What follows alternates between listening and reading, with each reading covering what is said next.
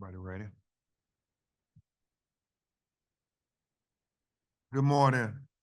I'm Attorney Ben Crump, and along with a zealous civil rights advocate and legal champion, Ben Johnson, my co-counsel, we are honored to represent the families of Samuel Sterling and Riley Doggett. Present with us to my right is Riley's mother, Becky, and his sister, Taylor. And to Ben's left is Samuel Sterling's parents, Andrika Cage and Michael Sterling. Uh, we're here to announce the filing of what we believe very important lawsuits on behalf of both of these families. Uh, you're going to hear from Attorney Johnson in great detail the legal maneuvers to make sure that we focus attention to where it needs to be. And that is on these videos that show police officers using their vehicles as weapons to kill her son and the Sterling son. Just think about that for a second. As we've said previously, they pose no threat. They both were running away from the officers. So why would the officers use their automobiles as weapons to kill these young men? It boggles the mind when you think about how unjustified it is. First of all, they're running away, so what is the imminent threat to use excessive force? Certainly excessive deadly force. And then why would you use a car? Where's that in the police training? And I understand we're dealing with some very interesting times, shall we say, in our country. But there is no way you can justify what happened on this video. Police officers using their vehicles to kill young men here in Michigan going away.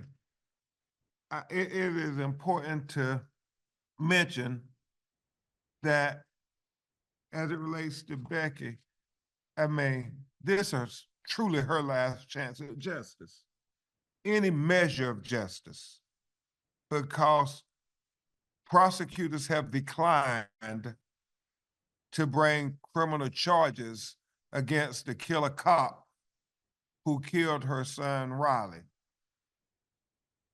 We know there's pending criminal matters with the killer of Samuel Sterling, but that remains elusive until we actually get accountability.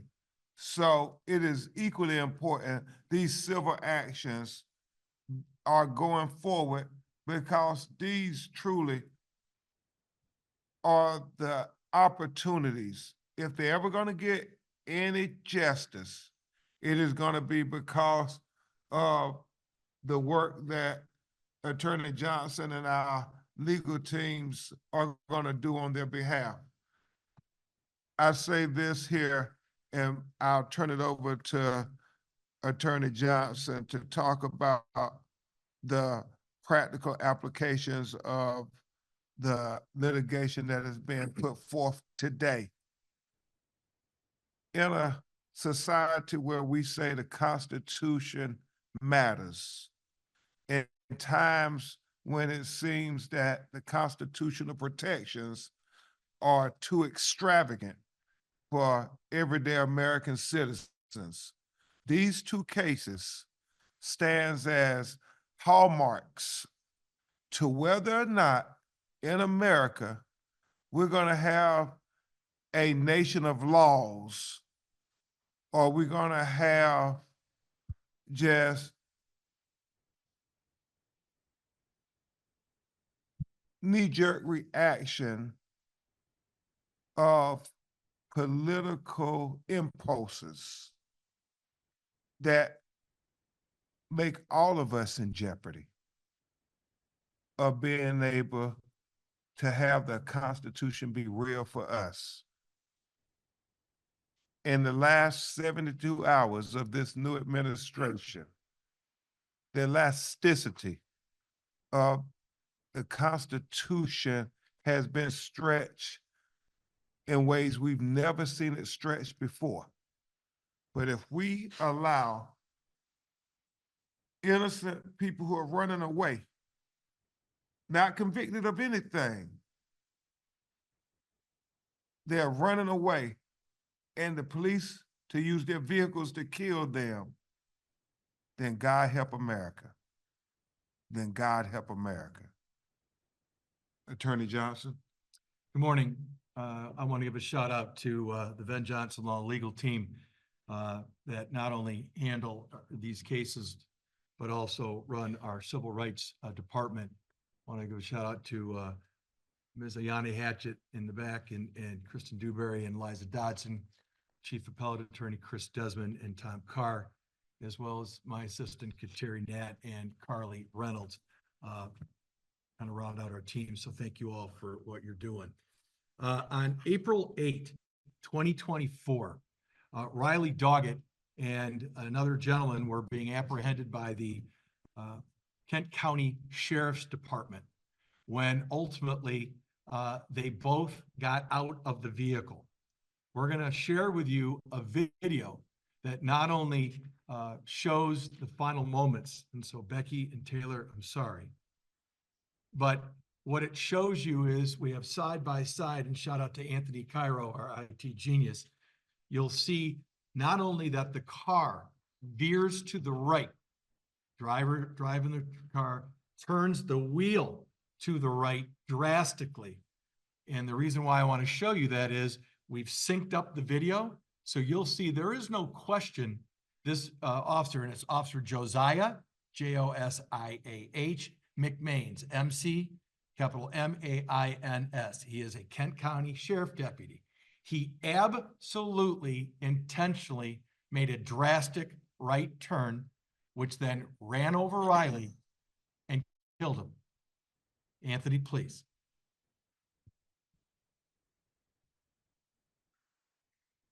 So you're seeing his body-worn camera. That's how we have the view of the steering wheel. And then we have the camera, the dash cam that shoots out the front of the vehicle.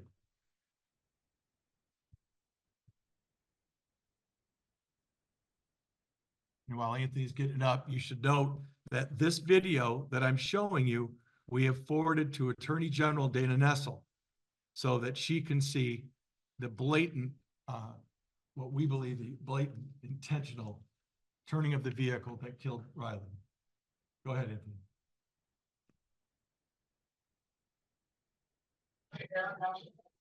Stop, please. Stop, please. Okay. On the right, you see Riley Doggett. His back is to the officer. He's running.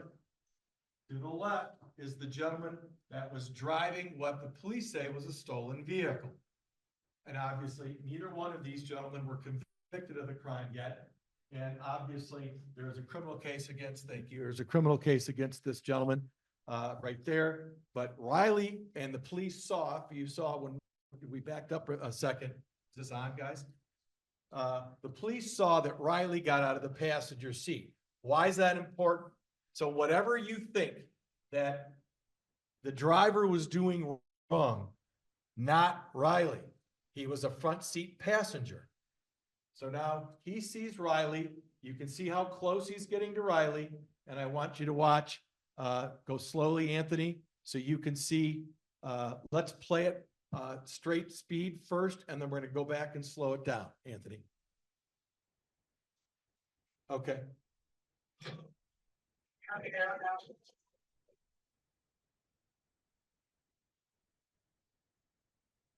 Now he's going left to go around him. Now watch the turn. You can see that, you can hear the hit and the drastic turn to the right. So the officer is going to, and has said apparently, that he wasn't intending to hit Riley. He was trying to get in front of him and block his path. The exact same lie, by the way, that is being perpetrated by Keeley in the Sterling case that we'll show you next. So this, again, video has been sent to Attorney General Nessel. We have made multiple verbal and now a formal letter saying, please review this case. Kent County has already said they're not going to charge. And for those that didn't see Chris Becker's press conference on that, he actually said that he didn't believe that the car actually hit Riley, that Riley stepped in front of the car, is what he said, which clearly did not happen since Riley got run over by the front wheel. Can you play it one more time? Yep. Do it again, Anthony, please.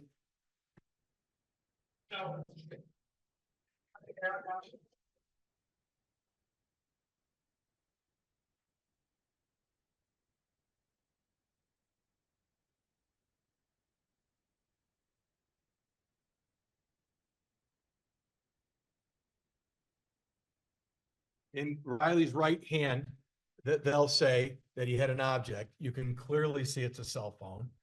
And the fact of the matter is, even if Riley had a gun, which by the way, he did not, they searched him, of course, and after they ran him over, and that he had no weapons. His back was turned the entire time. And what Ben Crump and I could tell you, ladies and gentlemen, is that there's a case, a United States Supreme Court case called Tennessee versus Garner, Garner, back in the 1960s in the Warren Supreme Court days that Ben Crump could tell you all about. There was a case where the Tennessee had a law that said an officer could shoot a fleeing felon in the back, even if that felon was not threatening the officer. And the court, United States Supreme Court said, no, you cannot. That is an unconstitutional law. And so in that case, it was a burglary. A guy jumped on the fence and was trying to get over. The cop shot him right in the middle of the back and killed him.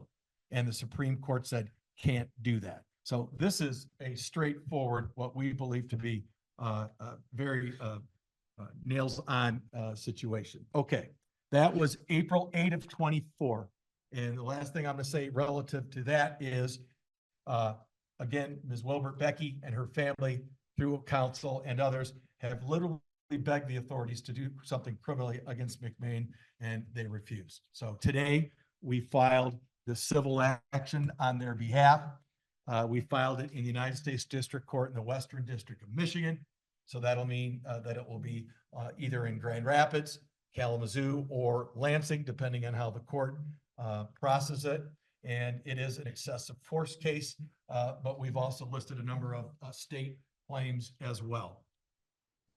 Sadly, 9 days later, on April 17, 24, an almost identical situation happened with Keeley, Detective Keeley, Trooper Keeley, at Michigan State Police at the Burger King. And you all have seen that video, but I'm going to show you a similar video where we've got the body cam and the on-dash camera, so you can see the intentional steering of the car to the right.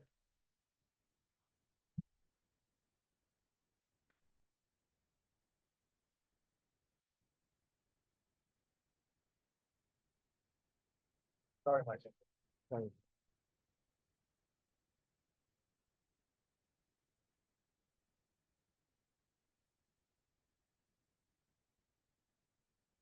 Okay. I'm sorry for the sound, but what we do, that's actually we're slowing it down. That's part of the process. Unfortunately, that's what you're hearing. But now you can see that Samuel has his back to the officer. Again, the officer is passing him on the passenger side of the vehicle. And you're going to have to watch again the steering wheel in his hands. And my apologies for the steering thing.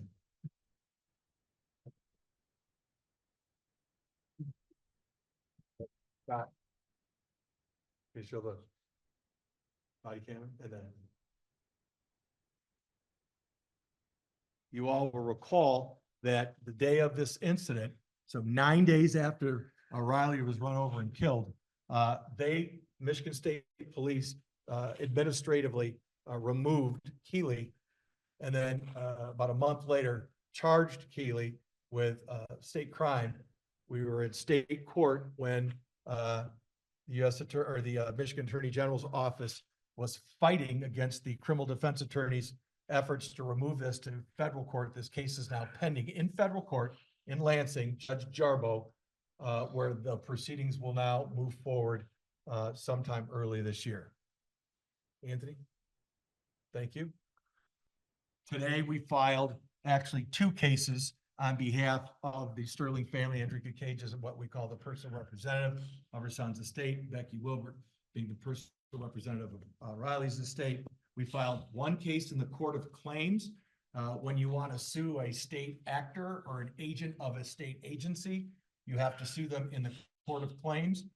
Court of Claims is actually a court that we now here in Michigan run out of, if you will, the Michigan Court of Appeals. So the Michigan Court of Appeals has 4 Court of Claim judges that get assignments for cases like this. One of them will be selected, and that judge will be our judge on the state claims in the Court of Claims. We also filed today on behalf of the Sterling family a federal case, likewise in the federal district court, meaning again, it will be pending in Lansing, Grand Rapids, or Kalamazoo, depending on who is assigned the judge. And in that federal case, we alleged, much like in Riley's case, the violation of federal law under Tennessee versus Garner, excessive force. Plain and simple, folks, the car was being used as a deadly weapon. And you can't shoot the guy. Tennessee Garner says you can't shoot a felon who's running away from you, not posing a risk to you, not threatening you. You can't just shoot him in the back and kill him. And here, you can't run him over the car either. Where are we at, Anthony?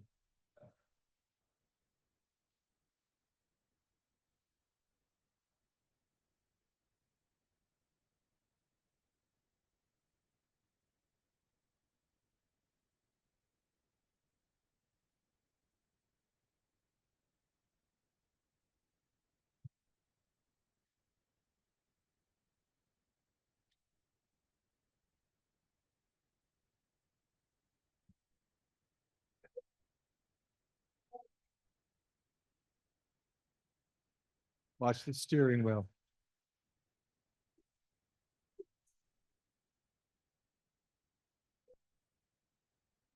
Look at the drastic turns.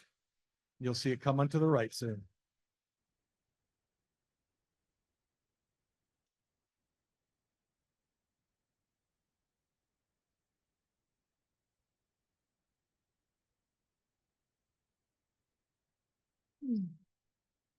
And what you could see there, obviously, that when Samuel was run over by Keeley, Samuel was actually over the curb on the sidewalk when Keeley intentionally steered right.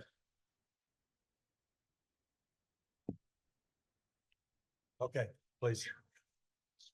Thank you. All right. So after filing these cases today, we will serve them on the defendants. That means formal process. These cases are now officially up and running in court. And obviously, we anticipate all sorts of motions and so forth from the defense. We'll keep everybody updated. But I wanted to give the microphone back to Ben, let him comment, and let you all hear a little bit from the family, or entertain questions, Alex, whatever you'd like to do. Mr. Crown? Yeah, thank you. Oh, you got one. Yeah. Thank you. Yeah, okay. Now, Ben, thank you for that thorough audio and visual presentation. To break it down, I do want to comment just on the request to the Attorney General to bring criminal charges on behalf of Riley Doggett's family. I mean, the video is very clear that this young man was running away and that he turned the steering wheel. Very, very similar to Samuel Sterling. We just celebrated Martin Luther King's birthday. Martin Luther King said something very profound. He said that worse than the attacks by your critics is the silence of your friends, the people who were supposed to say something, the people who were supposed to do something when they saw the injustice occur. Well, we have Democrat leaders in the state of Michigan who run campaigns saying that they stand for equal justice under law, that it's about the Constitution applying fairly and equally to all citizens. How can you look at this video and look the other way? If you're not just a responsible leader, but a leader who has got the support of many advocates who believe that you would be fair, how can you look the other way? Shame on you, Michigan, if you don't do right when you see these videos. What terrible precedent you will be setting in times such as these if Michigan doesn't choose to act. We need leadership in America now. And if we're not getting it from Washington, we turn to our states, especially our states that are led by people who are supposed to be progressive and fair.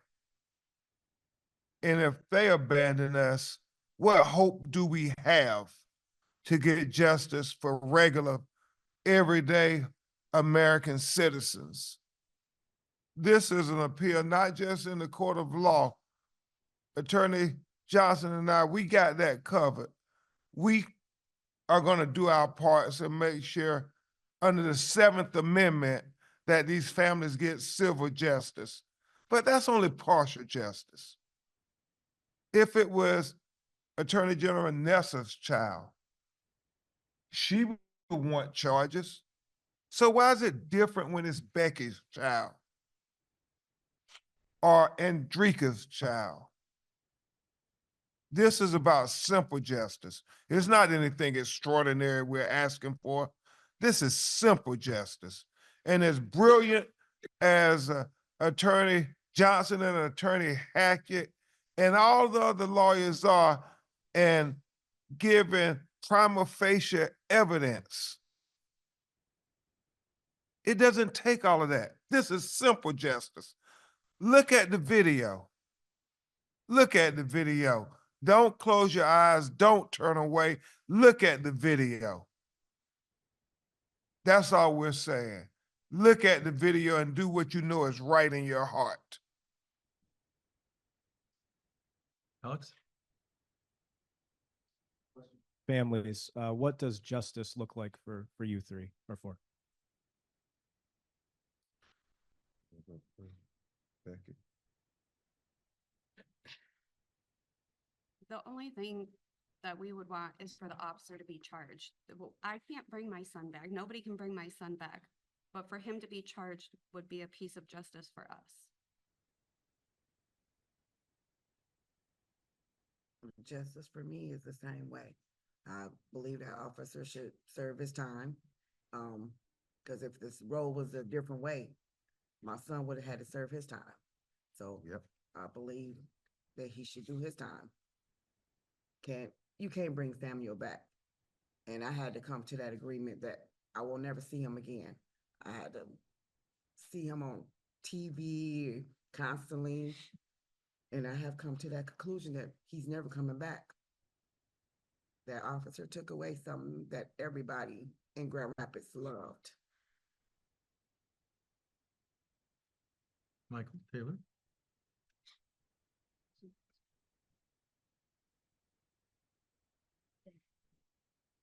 The officer, Speak in the mic, please. Thank you very much.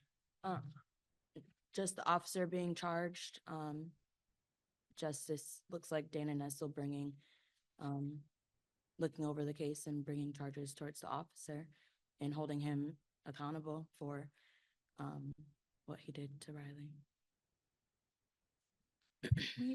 I'm sorry, people ask, Pardon me for interrupting, so quickly, promise for a change.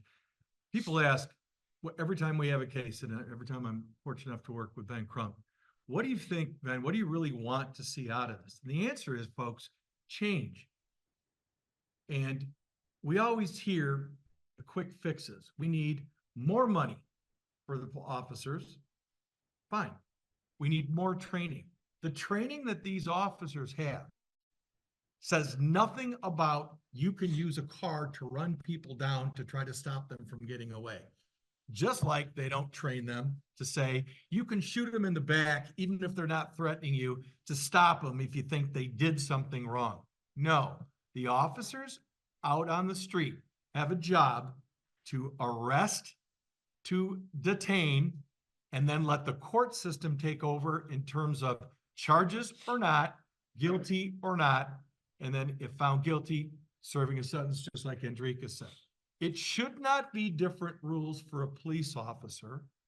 And worse yet, when we do not take care of our own, when we don't punish, when the cities or the counties do not punish their officers in a blatant violation of their own policies, it teaches the other officers it's okay, you can get away with it too. So in essence, it encourages more excessive force, which under our laws, folks, excessive force is illegal. Excessive force is illegal, criminally and civilly. I apologize, ma'am. Please continue. No, it's actually kind of related to what you said. We have been following this for a while, and both of you in your statements mentioned that it's bigger than just these two families. Yeah.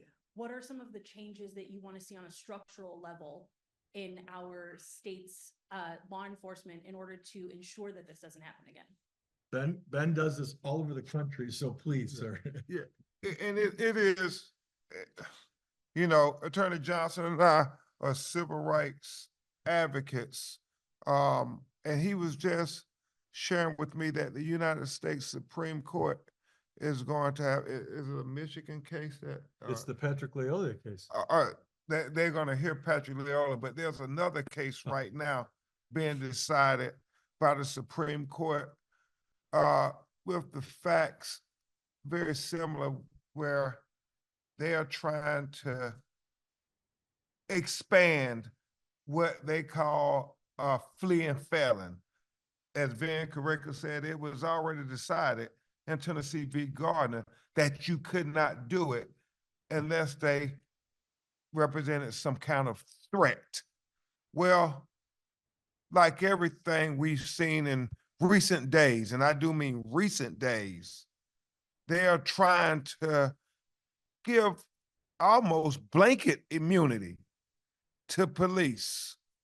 And so when you think about what's happening in the Supreme Court, what's happening, the judicial branch, what's happening in the executive branch right now in America, you see not just day by day, but it seems like in the last 3 days, minute by minute, more rights being taken away from American citizens.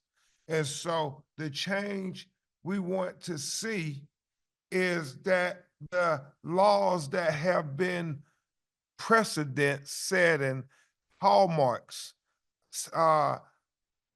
cases that have been well established legal principles that has served America well for the last 50 years.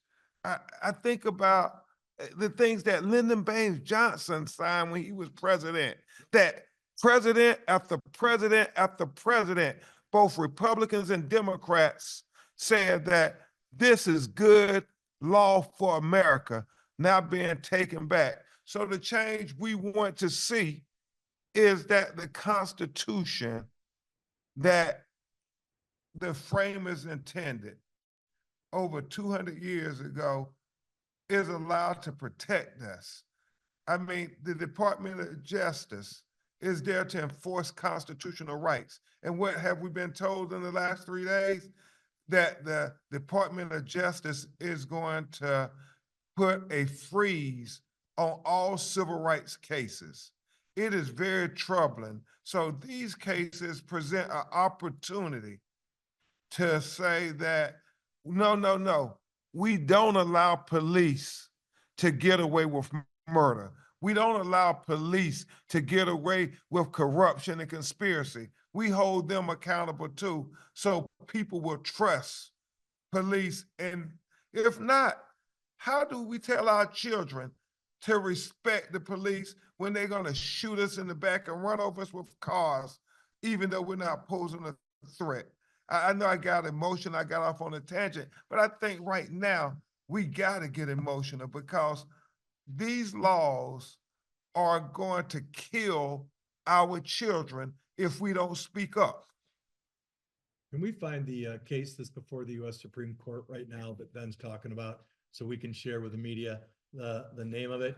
You guys, it's been on TV, guys, the last few days. It's up before the United States Supreme Court right now. And Ben is 100% correct. What you'll see is the officer has the door open of a vehicle, trying to get somebody out of the vehicle, a driver.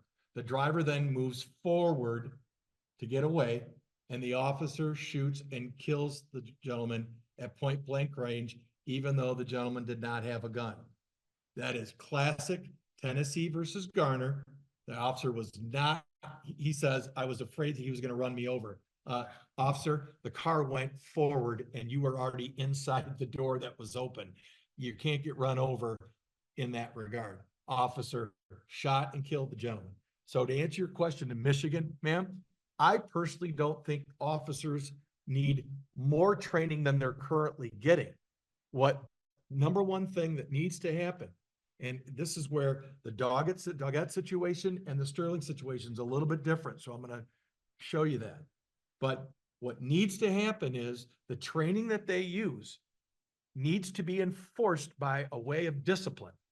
So when an officer violates, you call him or her out on it and you discipline them. So everybody can see that you are abiding by the law. When you get officers who break their own training, like we saw with George Floyd, okay? Ben Crump and his team made it so absolutely blatantly obvious that they broke with their own training. You got to hold those officers accountable by disciplining them, and then you need to hold them accountable criminally. And then Ben and I are honored to help and hold them accountable civilly. So let me tell you the quick difference. Doggett happened on 4/8/24, no charges, despite repeated requests. Sterling happened on 4/17/24, 9 days later, charges. But look what they did with Keeley, y'all. Keeley was removed from duty administratively without pay on the day of the shooting. Why? Because the number one officer at Michigan State Police, who we have a great deal of respect for, saw the video, saw the turning of the vehicle, saw that Samuel was hit by a car over a sidewalk and a curb, okay, obviously intentional, and said, you're out and I'm not paying you. That is a drastic step. And what that tells the rest of the troopers, you can't get away with this. So what happened less than 30 days later? They allowed him to retire with full benefits. Let me repeat that. The guy that they knew they were going to charge, their own office, Michigan State Police, Michigan Attorney General, was going to file charges. They knew that. They let him retire with full benefits. So you and me and all taxpayers are paying that man his benefits that absolutely should have been terminated. Okay. Just like anybody else that breaks the law at a job.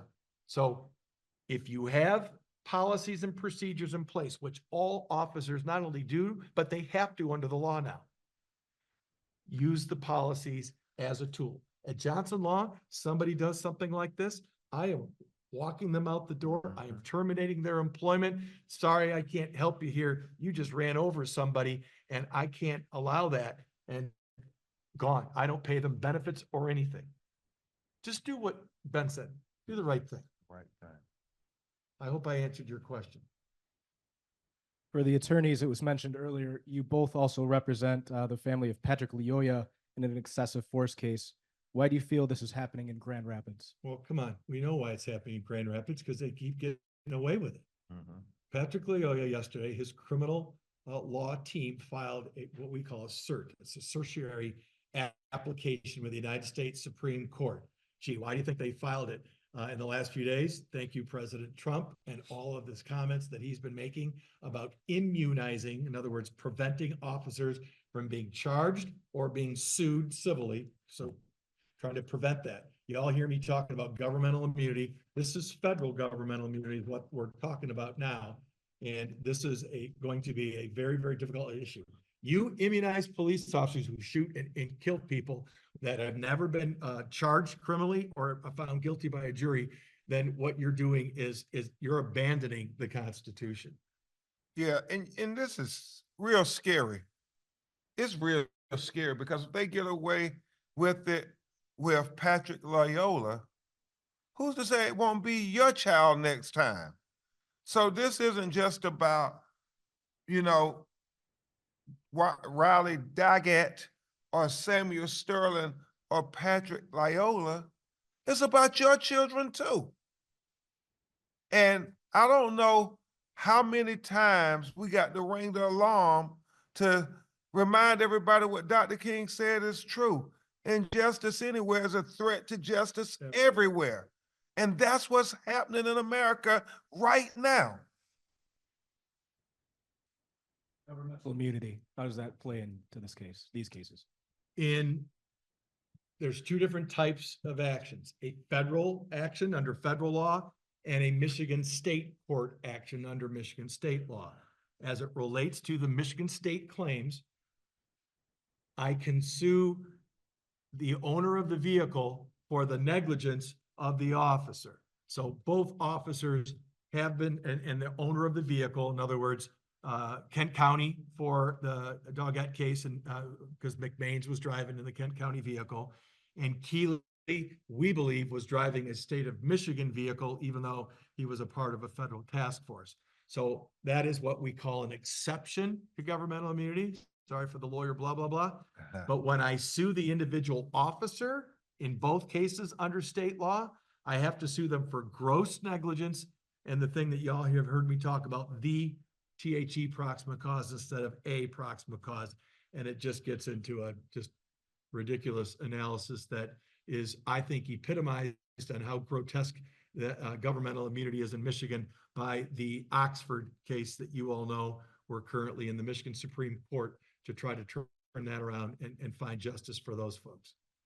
And I'll just say this, it is truly a lesson for anybody aspiring to be an attorney and know how you plead cases, to watch what my great co-counselor and his team did in pleading these cases. But it's also very simple. It's very simple. Cars are dangerous instrumentalities. We know that they can kill people. And so we hold people accountable for what damage their cars cause, whether in the operation of these vehicles. Michigan owned the car. It was driven by a police officer who says he didn't mean to hit Samuel Sterling. Well, then under the law, he's held accountable just as if you hit and kill somebody. It's simple. But I commend Attorney Ben Johnson and his team for making these things that they try to say are very complicated be very simple. You know, they always say when you're fighting for justice for marginalized people, oh, it's going to be very hard to get justice. They said that with George Floyd too, Ben. Oh, we don't know. How do you not know? The video is right there in your face. It's not a hard case. It's not hard to the Attorney General to look at what should be done for Riley Doggett. It's not hard when you think what the state of Michigan should do for Samuel Sterling, knowing that they own the vehicle. It is not complicated. It's simple justice. Grand Rapids Police earlier this week mentioned that Samuel Sterling was in a vehicle with his brother that left a homicide scene in 2023. Will that impact the civil case, and do you think it's relevant at all? That is from MLive.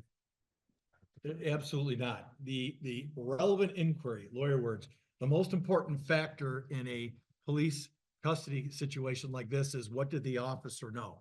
That officer knew nothing about this, whatever media says happened or didn't happen, what have you.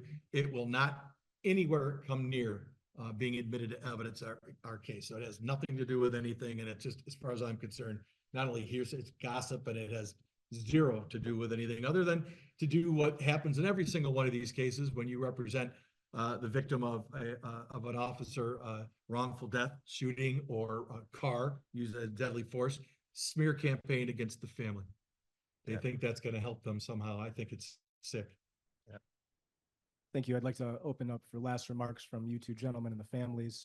No further questions at this time, but a last call for anyone in the room or on Zoom. Michael, anything? Andrika? No. Taylor, Becky?